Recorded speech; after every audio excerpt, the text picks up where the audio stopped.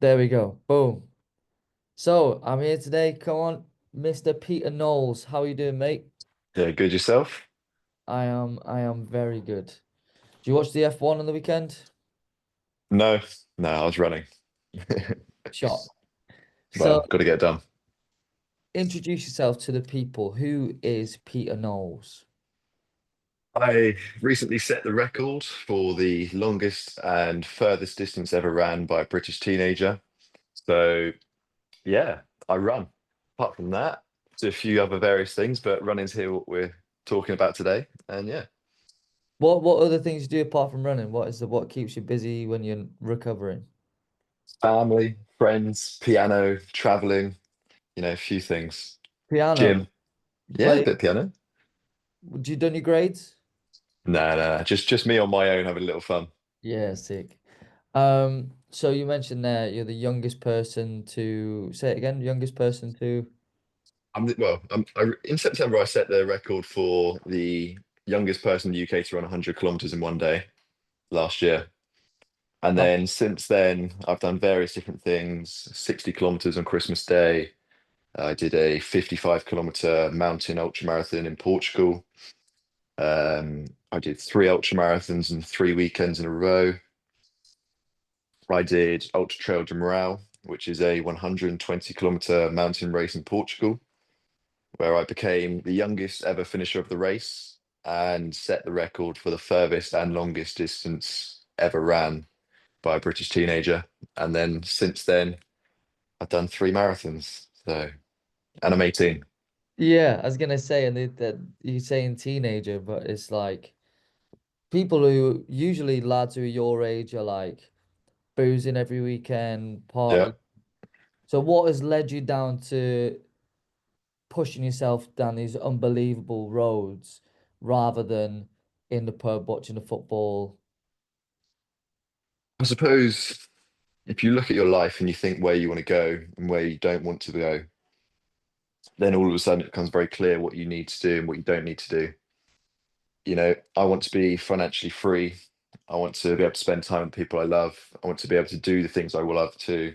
And I don't want to be stuck doing something I don't want to do. And Absolutely. in order to get there, my time, any extra time I have, I can't sit there drinking at the pub, having a laugh, doing things that don't push me forward. They only push you further back. So for that reason, I found something that I feel as if though pushes me forward, literally and metaphorically. And I just pursued it and gave it everything I've got. And I continue to do so. But do you understand as like as a 18-year-old man, well barely a man, no offense, but I mean like, if Hmm. other people's eyes, you don't look at 18-year-olds and think of them as men. As in like old men, like very young. But Mm. do you look at it like your mindset and think, yeah, I know I'm way different. Have you always thought like that? Like, I suppose so. I've always thought slightly differently to other people. And I feel as if though recently with my running, this is probably the first time where people have actually seen that demonstrated within actions, uh, not just what's up in my head. it's because obviously, but for those who don't know, I've started to increase the distance as well in my running, and Mm. it is hard. Like you think that you can't sprint it. That's the thing as well. It's like it's Hmm. such a mind game. And I was saying this to my friend yesterday on my run is my brain is such a little bitch. It just wants to stay inside, stop, go to McDonald's, take the easy route. And I think that's Hmm. why for me personally, I'm looking at doing 50K, why I'm looking at competing in CrossFit competitions, why I'm doing high rocks is hybrid training, because I'm like, I want to quieten that voice. How do you keep going for 100 kilometers? How do you keep going for 60 kilometers? What's the motivation there? Well, first of all, it's important to remember that the road to heaven feels like hell, and the road to hell feels like heaven. You know, we can all sit at home and eat McDonald's and not go for a run or whatever you should be doing. And that feels great in the moment. But then as Yeah. that compounds over time, you'll soon realize you're not in the position you want to be. And it goes the other way around. You make those sacrifices, you do eat clean, you do go for that run, you are productive, then in the long term you will be rewarded. So yeah, I mean, I don't enjoy running necessarily, which some people don't really understand. That's crazy. Um, Yeah, yeah. so obviously I do it to a reasonably good standard. But I'd say my reasoning for continuing to run, and especially when it gets tough, is that this too shall pass. And it's within doing those difficult things and overcoming them that you become a more stronger and capable person. So, in a nutshell, that's probably why. But dude, for me, that's absolutely astounding to hear that come out of an 18-year-old's mouth. That's awesome. You have great parents, mate. Um, so when did you start? Well, you just said you don't enjoy running, but when did the obsession with running begin? Even like, can you remember your first 5K? Can you remember? Yeah. Well, I can remember it because it wasn't that long ago, No shot. How long ago? January 2024, and we're sat What, in like 18? May No, 2025. not even a year and a half. Hmm. And previous to that, what was your fitness experience? You do sports? I was very athletic as a child. I played football, I rode. I was always very good at cross country. There you go. Um, Transferable. I always liked athletics, but people think, oh, you were good at cross country. There you go, you're just naturally a good runner. But what it came down to was that cross country sucks, and Yeah, no one enjoyed it. No one wanted to do it. And I do believe there was people with a higher athletic ability who could have beat me in cross country, but they never did. And that's because they didn't want it enough, and I did. I was willing to, even on the micro level, take it to that next level, and they simply weren't. And it was for that reason I somewhat excelled. And now that's the same thing. There's plenty of people who have the ability to go further, and they don't. Whereas I potentially have the ability and I act on that. absolutely. Do you feel like that's now transferable into work-life relationships? Yeah, of course.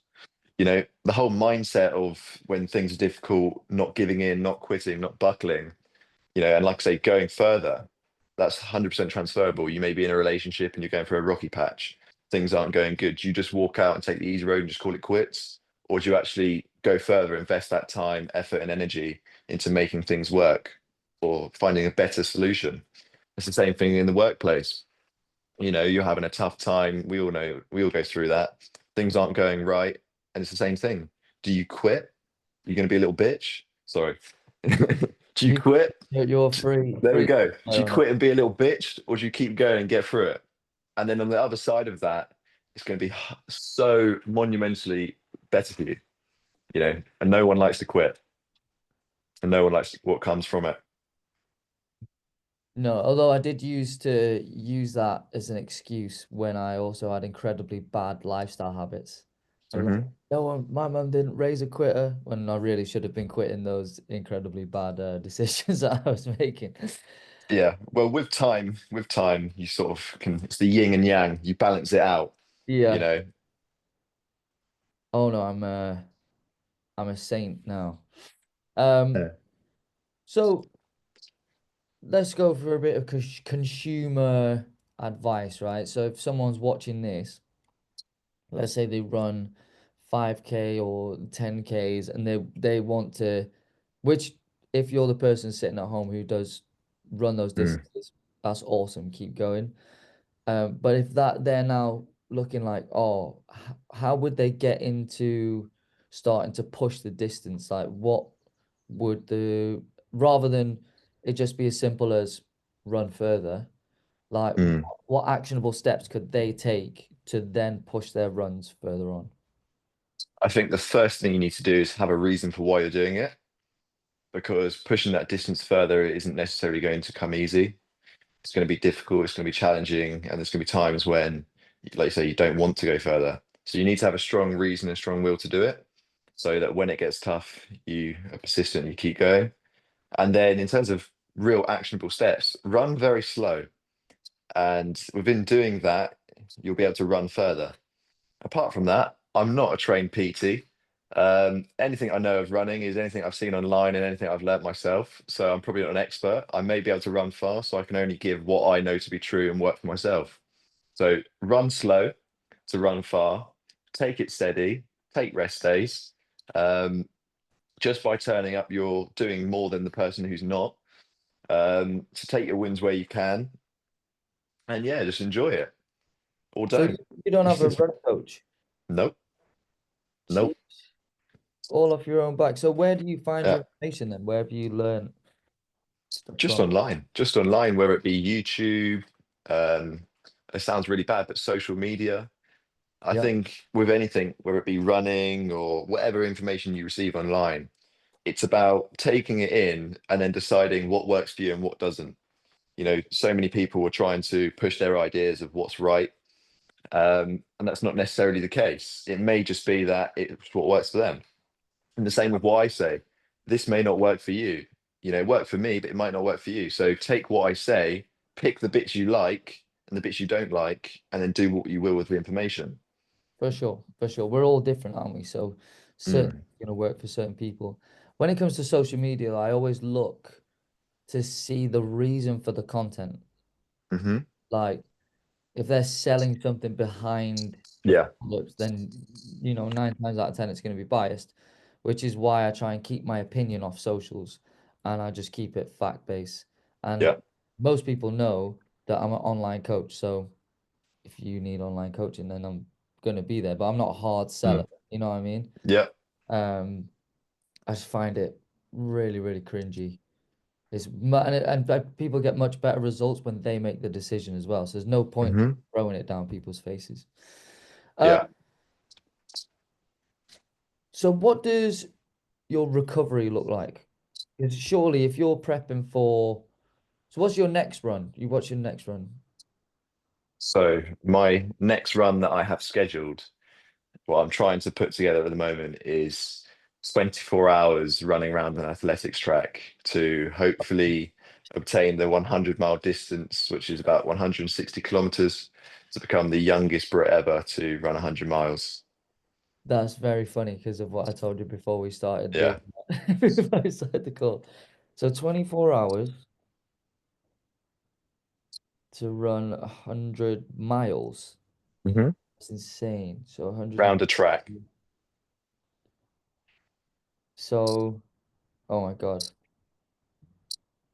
I'm gonna have to get my calculator. I don't want to stress myself out and try and do mental arithmetic while the camera's on.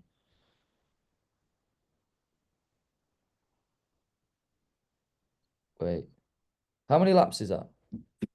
Who knows? Who knows? Well, there's 400 meters, 1600 meters in a mile. That's 4 laps to a mile times 100. That's 400 laps, I Wow. believe. See, that's what happens when you're not too far away from being in school, and I've been to school for like 17 years. Um, 400 laps, man. Are you gonna go the same direction the whole way? No, I've done two track ultra marathons before, which I didn't mention. Um, one of them I did 60 kilometers, something around that. I think it might have been like 56K. And then the other one, yeah, no, I did a 56 and a 60 kilometer. And with those, the first one was an organized event. And then you sort of change direction. They're very generous every three hours. You change direction.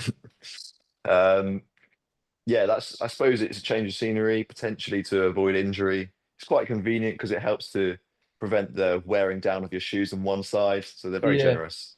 And then the other track I did, it was on a few hours' notice. I did it. I went and supported Spencer Matthews Oh, um, on his track, and he was doing 24 hours around an athletics track. And I went and ran with him for 10 hours on the tail end of his run. So that was about 60K. 10 hours, that's so long. So have you worked it out how many like laps per hour you'd need to do and all those kinds of things? Not per se. I feel like there's quite a few things at the moment I'm trying to do before that. I need to find the track. I need to book the track. I need to I mean, most of the tracks are owned by the local councils, so I'm waiting to hear back from them, and that's just a nightmare. Um, As soon as you so mention what? council, you're talking like health and safety and getting things signed off and Yeah, yeah. And what I'm trying to do with the track and with the run is much bigger than myself. There's lots of working parts to it that I won't dive into because they're all very up in the air at the moment. okay, But hopefully, fingers crossed, with some persistence and good things to come. absolutely. Um, but yeah, no, in terms of how many laps, it's something that I'll sort of figure out once more details are confirmed. Um, so yeah, that was a little further down the list. But going back to what we were talking about, what does the recovery look like in between prepping for something like that? Obviously, you're really young, which helps Mm, because you know you're still growing.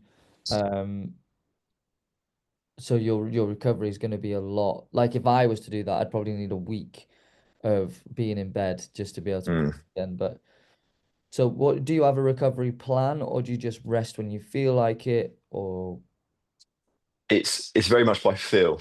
Um, and it changes over time as my body becomes more acclimatized and then more adjusted to what I'm doing to it.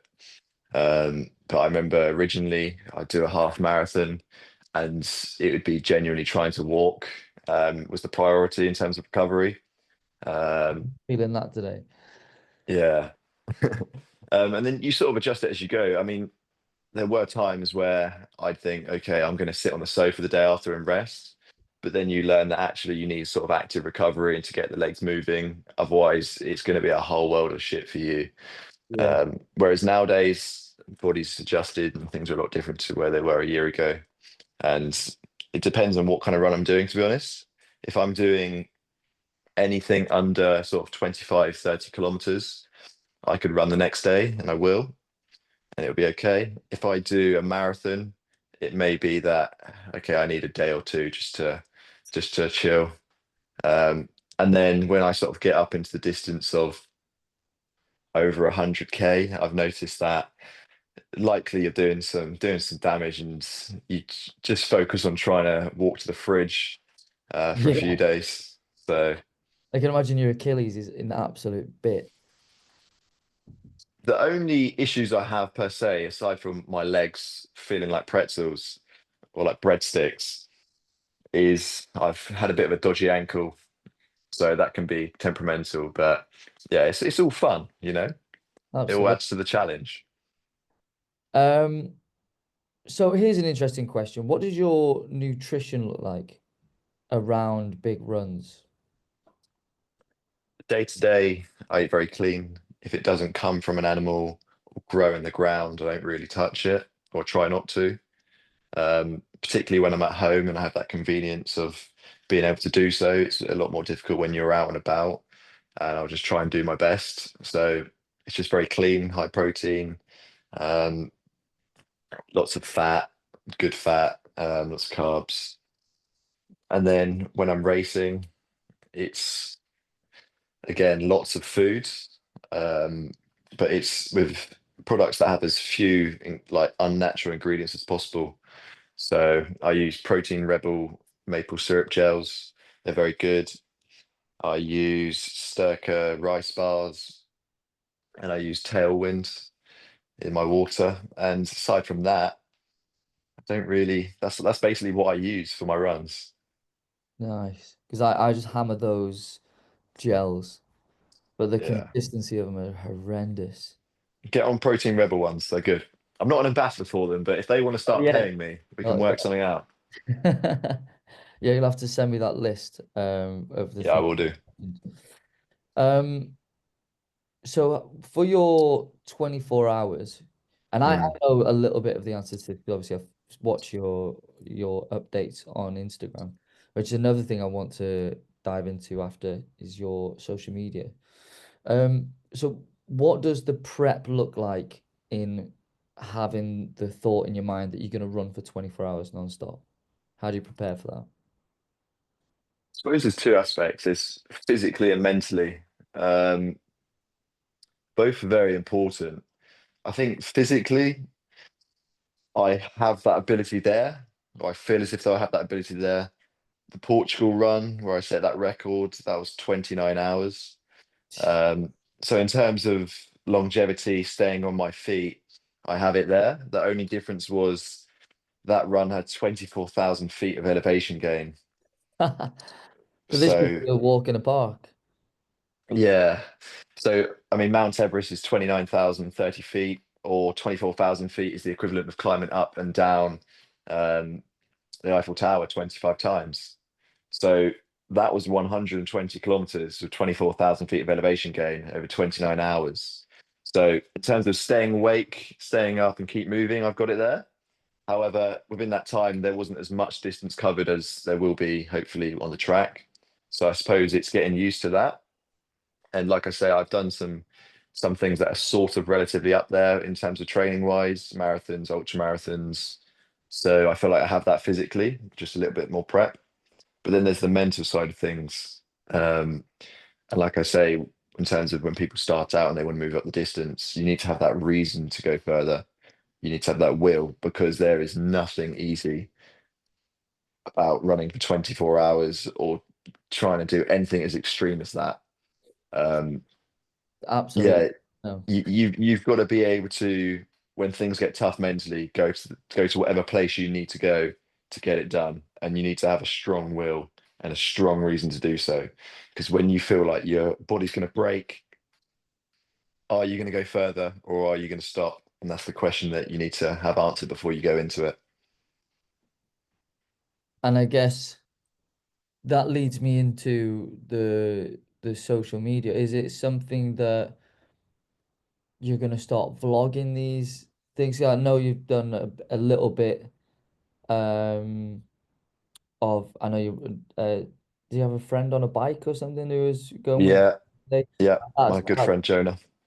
for me as a fan of running and if you call me a fan of you if you like you do impressive shit, I want to see it. Hmm. I want to see more of that. And I Okay. want to see like the nitty gritty. I want to see about the food. I want to see about the prep. I want to,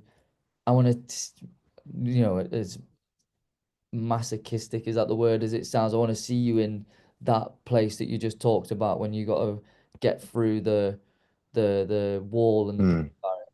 So is that something you're gonna look at going into more, the social media stuff? Yeah, I mean, I've never wanted to be an influencer. I've always said you're never, ever, ever going to see a sort of this is what I eat in a day video. It's just not going to happen. I will rather be shot before that happens. I Um, wait for that video to get posted. I'm gonna message you straight away. Be like, oh yeah, you could clip this shit. So there's certain things that I just don't think I do. I don't want to be one of those tacky influencers. However, I do feel as if though some of the things I'm doing have the ability to inspire other people, or people just find it interesting and entertaining. So if other people are interested in it, then yeah, like I'll start documenting it. I've only just started to do it now, um, mainly because I realized maybe what I'm doing is slightly interesting, oh yeah. you know? Whereas before I was sort of like marathon, like everyone runs a marathon, who cares about that? Um, so yeah, I suppose so. And like I'm very like open and honest, like you can ask me anything. Um, and I feel as if though I want to be very honest, transparent.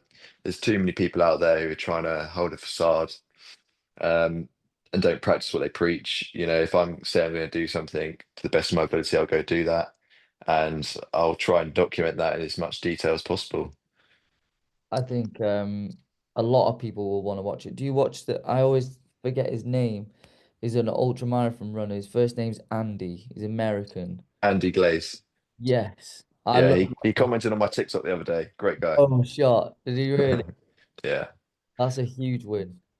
Um, yeah, because he's just done like a 250 mile, hasn't he? Something like that. the dude is crazy in all the best ways.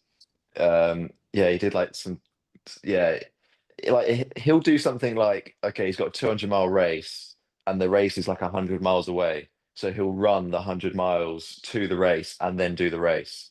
So, it's absolutely incredible. And he had one of the standouts from the video I watched was another runner had to save him because he was talking to a cactus and he was like gonna hug a cactus because he was like Yeah. hallucinating.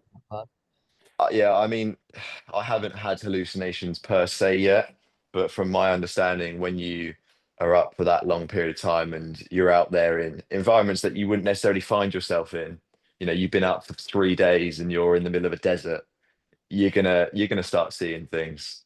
Yeah. Um, so yeah, it's interesting. It's interesting. Which leads me nicely on to after this 100 miles, is Mm. that as far as you're gonna go? Or is what's next? Are you gonna look at like a like type 200 across the desert and all that? But I feel as if though I after 100 miles, I want to be done. But it's only going to be the start, really, isn't it? Yeah. This is the start. We're just getting going. I'm very young. I look at the people around me who are doing those kind of races, and they've got like 20, 30, sometimes 40 years on top of me. Imagine what I'll be doing even in 5 years. Um, so I think I just need to stay humble within the fact that I'm 18 years old currently. I want to do 100 miles. That is a crazy challenge. So I need to be somewhat realistic, if you can even put those two things together. But no, I don't think I'm going to be done. I've I'm planning the 100-mile track at the moment, but well, I'm actually planning 200 miles, like two single 100-mile runs. So essentially, I haven't even done the 100, and I'm already planning a second. So yeah, it's just going to get disgusting. It's going to be great. It's going to be awful. And is this how you stick to the plan? Is every time it's okay, cool. The issue is you're in a numbers game, right? Mm, So like it's you're in an infinite you could never win because it's infinite. The only mm, thing that can happen is you get satisfied, that itch gets scratched, right? hmm. And once that itch gets scratched, then you Yeah. have a successful career. But how do you block out distractions? How do you not let yourself miss a run or because you got to remember as well, and this is coming from a coach who I have a coach as well. Um, how do you stick to the plan? How do you ensure that that necessary shit gets boxed off? I think it all comes down to how bad you want it again. You know, if you set a goal and you're quite soft about it, then you're going to let things slip and you're not going to stick to it. Whereas when you want something potentially more than you want to live life itself, and you're willing to do literally whatever it takes to get there, I don't think watching Netflix is going to get in the way of that. It all comes down to your will to do whatever you set out to do and your will to achieve it. Um, and like I say, when you're pretty soft about that, and yeah, oh, maybe I want to do this, or I think I want to do this, you're not going to do it. But when it's literally, like I say, this is what I'm doing, and nothing's going to get in my way, that nothing can get in the way. And even when things somewhat sometimes do, because life happens, you find a way around it. Absolutely. And I feel like that's so powerful because like I come from a coaching background of people getting stronger or leaner or fitter, Hmm. which always, well, not always, because I have a very good team right now of people who are dialed in on their plan and willing to make sacrifices in their life. But there's a lot Mm. of people who think that money's going to make the difference, think that paying me is going to Hmm. change their life. And it's like, no, I can help you understand how you're going, Yeah. your behaviors, right? Yeah, there's definitely a lot of that. Yeah, of course, people think as if though they can just throw money at things and it's all going to happen in certain aspects of life. You can certainly do that. However, when it comes to self-improvement and maybe your mindset or your body, money doesn't necessarily make the difference. Like I say, it comes down to your will to achieve your how bad you want it. You could have no money. You could be working two jobs. And I've seen people even online doing this. They've got like three kids. They're working multiple jobs and they're still getting like 5 hours of sleep every night. They're going for a run before their first job. They're doing some crazy shit. And it's so respectable because it comes down to their will to achieve it. And like a good body, for example, aside from like cosmetic surgery, is something that you can't buy. You have to put in that work. And I think that's why it's so respected when you look at someone and they're in good shape, or you look at someone and they've done a very great physical achievement, because you 100. can't buy it. And you do see those people at the races who have got the most expensive gear on, and they've paid for that expensive coach, and their shoes are like 300 quid, and they've got all the fancy gear.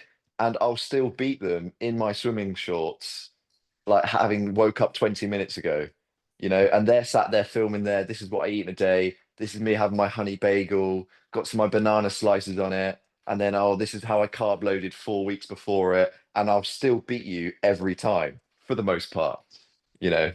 But those people who think they can buy their way through it, true grit and determination and a will to succeed will conquer you 9 times out of 10. Oh, absolutely. And I feel like, there's value in the difficulty. Mm-hmm. It was easy to run 100 miles. No one, 100%. no one would give a shit about running 100 miles. Yep. It's easy, 100%. shredded. No one would care. Hmm. Everyone would have a six pack and it would just be one of those things that happened. It's the ability to look at somebody and see their sacrifice and their hard work. And that's, Hmm. yes, that's cool and that's something that I want. Yeah. Um, so big question now. You ready? You got your seatbelt strapped in. Let's get it. So when you finish your running career, which seems a crazy question to ask an 18-year-old, when you finish your running career, what do you want to have achieved? When I finish my running career, I suppose, like I say, we both know I'm just getting started, but I do sometimes look at things in the longer term.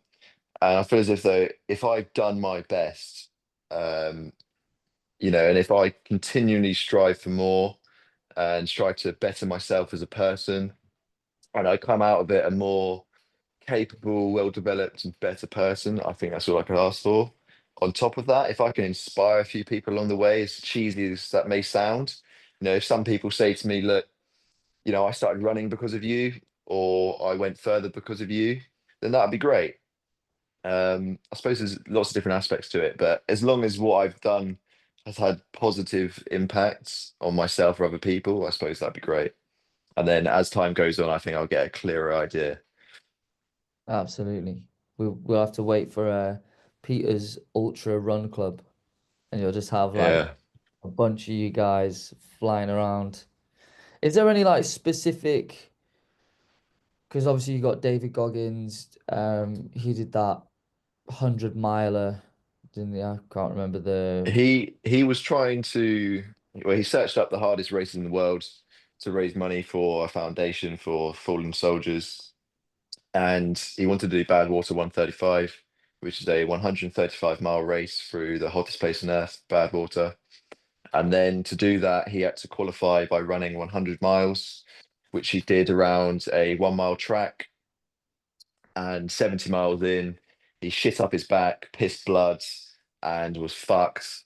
And then he found that wheel and found that drive and went another 31 miles to get 101 miles. Um, Almost died, kidney failure, all of that. And then he went on to train and run the 135-mile race in the hottest place on earth, with broken feet. And yeah, that's essentially what he did, roughly. So is a run like that something that you would want to achieve before you called it a day? Yeah, I think so. I think specifically bad water is something that would be absolutely incredible to do.